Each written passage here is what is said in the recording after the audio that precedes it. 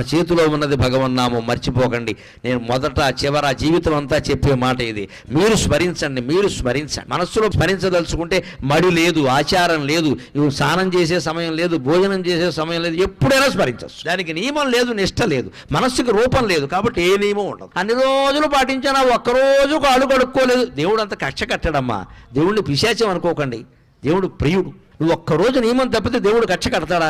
అలా అయితే దేవుడు అవుతాడా? అంతగా మనకు బాధ అనిపించింది అనుకో, అమ్మా ఏదో పొరపాటు చేశానమ్మా అని అమ్మవారి దగ్గర చెబితే క్షమించదా? ఆవిడ తల్లి అండి. భగవంతుడి దగ్గర భయం ఉండకూడదు, ఎప్పుడు హాయిగా చనువు ఉండాలి, ఒళ్ళో కూర్చునేలా ఉండాలి. గద, శంఖం, చక్రం, ఈ ఆయుధాలన్నీ వెనకాల వచ్చాయంటే నువ్వు నారాయణాయ నమః, ఓం నమో నారాయణాయ, ఓం నమః శివాయ, శ్రీమాత్రే నమః ఇలా ఏదో ఒకటి చెప్పిస్తూ ఉంటే సర్వాయుధాలు త్రిశూలం సహా నీ వెనకాల తిరుగుతూ ఉంటాయి. నీ జోలికి ఎవ్వడు రాడు, నీ ఇంటి జోలికి ఎవ్వడు రాడు, నీ భార్యా పిల్లల జోలికి ఎవ్వడు రాడు. వస్తే మటాష్, తిరుగులేదు ఇంకా.